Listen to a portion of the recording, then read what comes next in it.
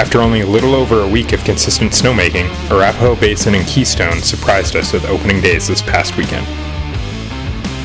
Saturday, I decided to pack up and make the 6.5-hour drive from Salt Lake to A Basin to check off an October opening day from my bucket list.